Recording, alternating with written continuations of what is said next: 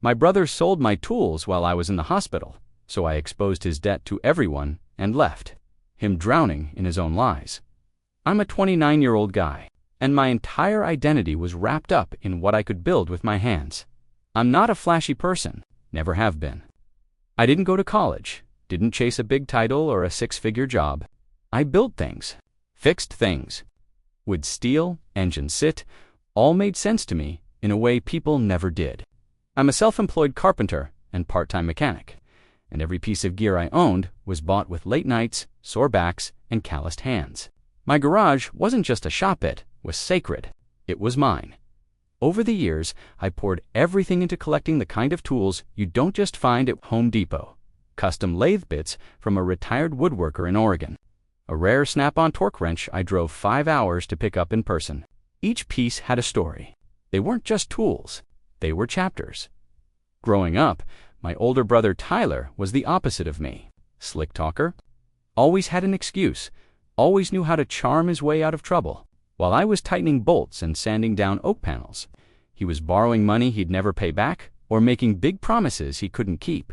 But our parents always saw him as the go-getter, while I was the quiet one with the dirty hands. We tolerated each other. That's it then. Last spring, I threw my back out, lifting a transmission block the wrong way. Herniated disc. The pain was unreal. Next thing I knew, I was flat on my back in a hospital bed, staring at beige ceilings and counting tiles to stay sane. The doctors said I'd be out of commission for at least 6 weeks. That's when everything I built started to slip away. My first mistake was assuming blood meant loyalty. The day after my surgery, I called Tyler. I didn't have many options. My few close friends were either out of town or working double shifts. I asked him, plain and simple, "Can you swing by the house a couple times a week? Just make sure things are okay. Check the locks.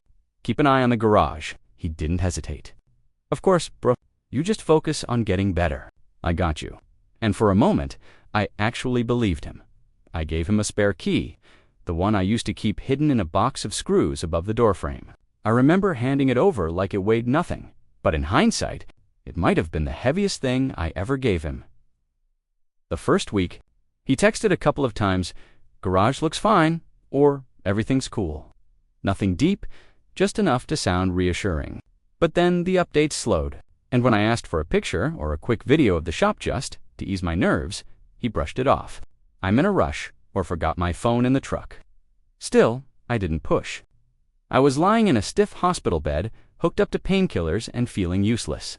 The last thing I wanted was to start a fight with my brother when I already felt like my body had betrayed me. Nurses told me to rest. "Stress delays healing," one of them said. I tried to listen. I really did. But there was this itch I couldn't scratch, this gnawing in my gut that something wasn't right back home, but I pushed it down. Because surely my own brother wouldn't screw me over when I was stuck in a hospital bed, ... right? Every time I called, he sounded distracted, rushed, guilty even. "Yo, can I call you back? I'm just stepping into a meeting. Bad reception here. I'll try later." There was always an excuse, and none of them felt real. Tyler's job situation had always been a mystery, some sales gig one month, some startup the next. He talked big, but followed through. That was never his strength. I tried to stay calm. Maybe I was being paranoid. Maybe the meds were messing with my head. But when my neighbor, old Mr. Harris across the street, texted me out of the blue, everything inside me tensed. "Hey, I've seen a black pickup pulling up to your garage after dark a few times. Just making sure everything's okay." Tyler drove a black pickup. Always had. I stared at the message for a long time. It could have been nothing. Maybe he was dropping off groceries or tools to help me out. But why after dark? Why not say something? I called him right away. He didn't answer. I tried again. Straight to voicemail. I waited an hour, then another. Finally, he called back like nothing happened. "Sorry, my phone died." "What's up?" I tried to keep my voice steady. "Can you FaceTime me from the garage real quick? Just want to check a few things." There was silence. Then a laugh. "Bro, you don't trust me now? It's not that. I just need peace of mind. I'm already on the highway. Next time, yeah." He hung up before I could say anything else. That night, lying in the dark hospital room, the beeping of machines fading into the background.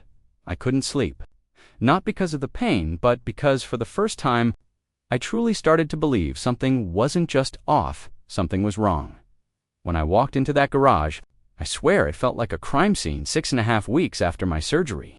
The doctor finally cleared me to go home, strict bed rest, limited movement, no lifting over 5 pounds. My buddy Marcus picked me up, helped me into the house, and even offered to take a look in the garage for me. But I told him no. I needed to see it for myself.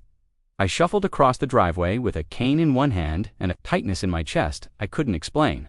The second I opened the door, I knew my shop was empty, not just messy, not just rearranged. Gone. The wall, where my socket sets were mounted. Bare, my grandfather's antique hand planes. Vanished. The rollaway tool chest I saved for 3 years to afford. Missing. Even the air compressor in the corner, bolted to the floor, was ripped out. I froze. The room spun. My cane slipped out of my hand and clattered to the ground, echoing through the silence like a gunshot. I couldn't breathe. It was like walking into a funeral. But the corpse was everything I had built. I leaned against the doorframe, trying not to collapse. My fingers trembled as I called Tyler straight to voicemail. Again and again, I sent a text. Garage is empty. Where the hell are my tools? No response for hours. I sat on a cold stool, the only thing left behind, and stared at the vacant shelves like they might confess something. But all they gave me was silence.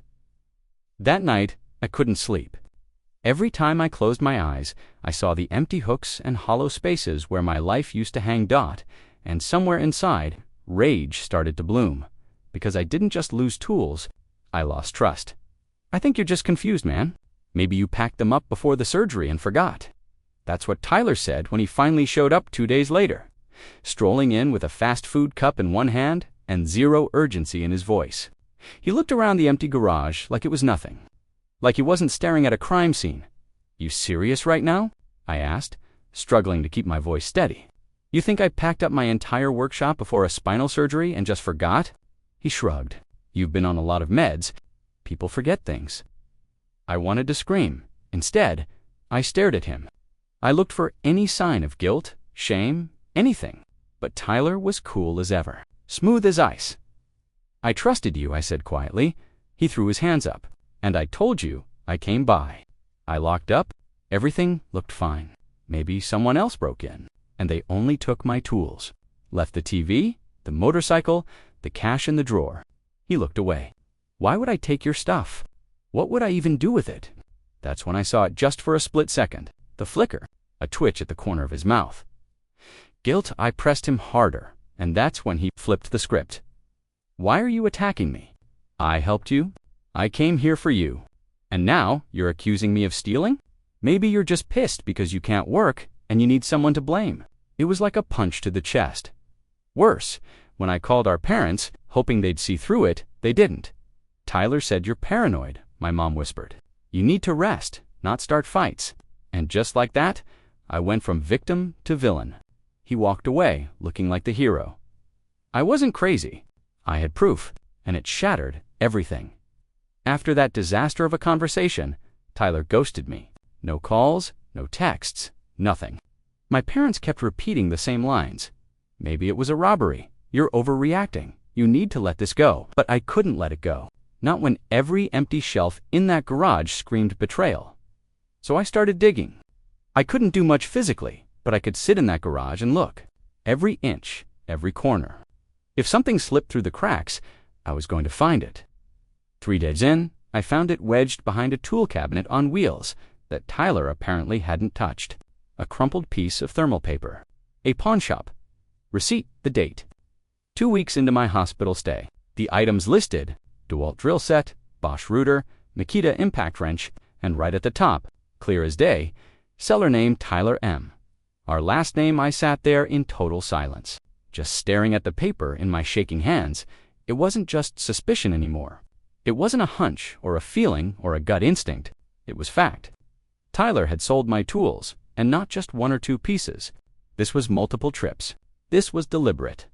I called the pawn shop, asked if I could confirm the seller's ID. The guy on the phone was cautious, but eventually said, yeah, we verified his driver's license. Why? I didn't answer. I couldn't. I hung up and just sat there for what felt like hours, because in that moment, it hit me. My brother didn't just steal from me, he looked me in the eye, swore he had my back, and then sold off the pieces of my life for quick cash. And now, I had the receipt. I had the match to burn the whole damn lie down. Turns out, selling my tools was just the beginning of his mess. Once I had the receipt in hand, I couldn't stop. I started connecting dots I'd ignored for years. Tyler always had the newest phone, wore designer shoes, acted like he was on the brink of some huge success, but he never held down a job longer than a few months. So I started asking around. Quietly, I reached out to a few guys. We both knew friends of friends, old coworkers, family friends. I framed it casually at first. Have you heard from Tyler lately? And one by one, the stories poured in. Yeah, he borrowed $800 from me a while back, said he was starting a business. Never saw Etor the money again. He promised me a cut of this crypto thing. Blocked me when I asked for updates. Man, he took my nail gun set. Said he'd return it. That was 6 months ago. Then came the kicker. A local contractor I'd worked with before told me Tyler tried to sell him my planer just a few weeks ago. Claimed it was extra stock from a closed shop. I could barely process it. This wasn't about helping me while I was sick. This wasn't one stupid decision made in desperation. This was a pattern. He had been doing this to everyone, lying, borrowing, stealing, then vanishing the second he got what he wanted. I started building a file.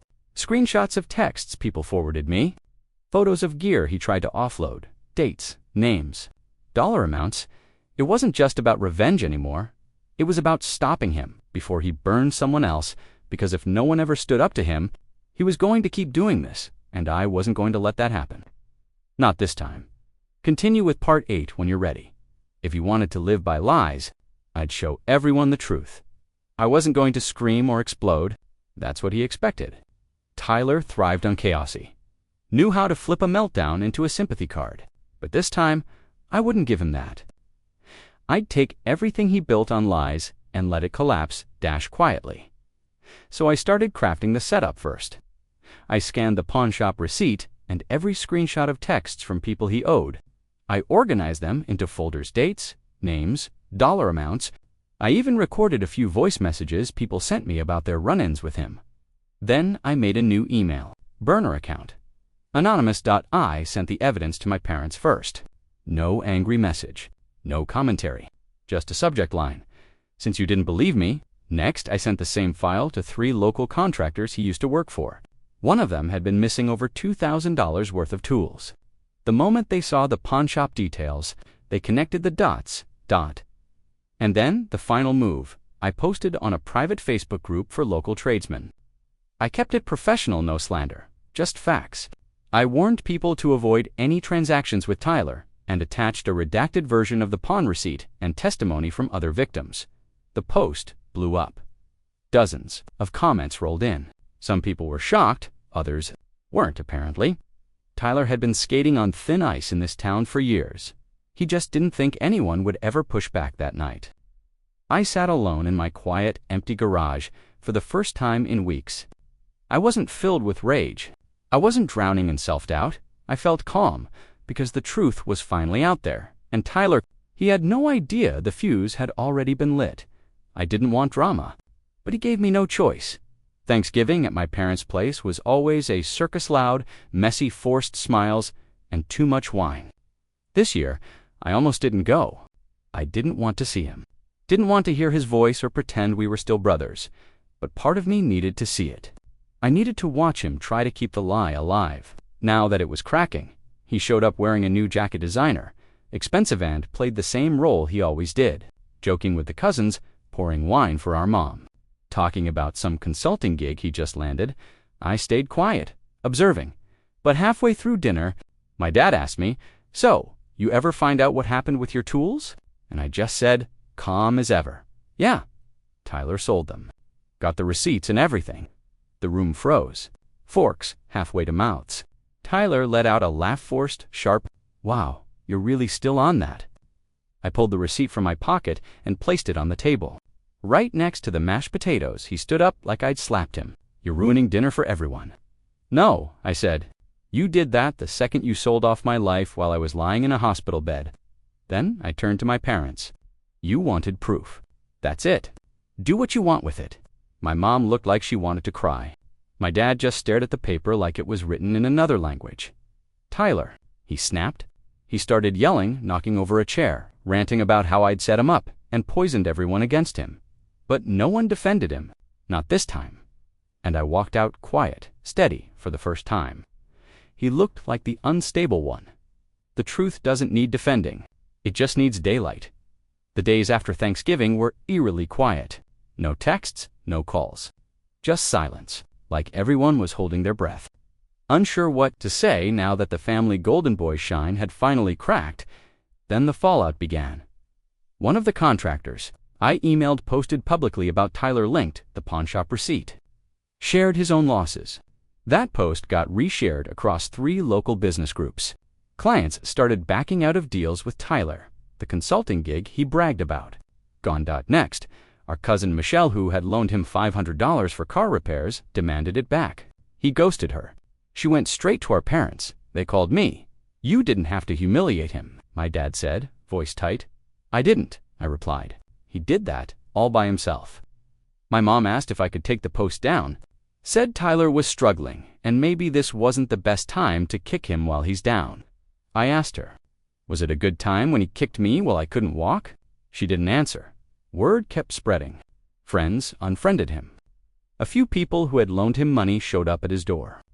He moved out of his apartment a week later, left behind a bunch of unpaid bills, and burned bridges. I started over. Some of my clients, blessed them, donated old tools. One guy even gave me his backup miter saw, said he'd been through something similar. Every time I unboxed a new piece, it felt like reclaiming a part of myself. No one could undo what he did, but they couldn't erase who I was either. I had lost a lot, but not everything, and Tyler, he was finally out of places to hide. I didn't destroy him. He did that to himself. The story didn't stay contained to our small town. A regional trade forum picked it up. A guy I used to subcontract for shared my Facebook post in a discussion thread about tool theft. From there, it snowballed. Dozens of tradespeople added their own stories. A few even recognized Tyler's name from past sketchy interactions. He became the cautionary tale, the walking red flag. I didn't respond to the comments. I didn't argue. I just watched, quietly. The way he used to dismiss me. Now the entire community was seeing what I'd lived with for years. He tried to spin it, of course. Claimed I'd framed him. Said it was a personal vendetta. He even posted a shaky selfie video about cancel culture and family betrayal. But no one was buying it. Not this time, and I wasn't angry anymore. I was just done. One night, I sat in my slowly rebuilding garage, still half empty. Still missing some of my best gear, but I felt lighter. There was a stillness I hadn't felt in months. No more second guessing. No more chasing apologies that were never coming. I looked at the receipt again, the same one that shattered my relationship with my brother. And instead of feeling rage, I felt something else. Peace. Because I didn't have to scream to be heard. I didn't have to beg anyone to believe me. I just had to stop protecting someone who never deserved my silence. In exposing him, I wasn't cruel. I was honest, and that honesty gave me something no lie ever could. Freedom. Tyler could keep spinning stories all he wanted. But the people who mattered, my clients, my friends, my chosen family, they knew the truth. And I finally knew it too. I used to think blood was thicker than water. But respect is thicker than both. It's been almost 6 months now. My garage isn't fully stocked yet, but it's mine again. Every tool hanging on the wall has meaning, because it came from someone who believed in me. Some were donated. Some I bought back, one paycheck at a time. I keep the receipt, not out of spite, but as a reminder that silence doesn't protect you, that pretending things are fine doesn't make them right. I haven't spoken to Tyler since Thanksgiving. Last I heard, he's couch surfing with some girl he barely knows. Our parents don't bring him up much anymore. When they do, it's with a quiet sadness. If they're finally realizing that coddling him wasn't love, it was enablement. They still haven't apologized. I've stopped expecting them to, and that's the thing I've learned through all of this. Closure doesn't come from others. It comes from walking away without what you thought you needed, and still choosing peace anyway. I started taking on small jobs again, fixing porches, restoring old cabinets. It's not about the money. It's about feeling useful. Feeling me again. And every time someone shakes my hand at the end of a project, or leaves a good review, or just says, "Thanks, man. You really helped me out," I feel something Tyler could never sell, pawn, or fake. Integrity. I look at my life now, and it's quieter, simpler, stronger, because sometimes the best thing you can build is a life without the people who tear it down. And I'm done mourning what I lost. Now, I'm just building what comes next.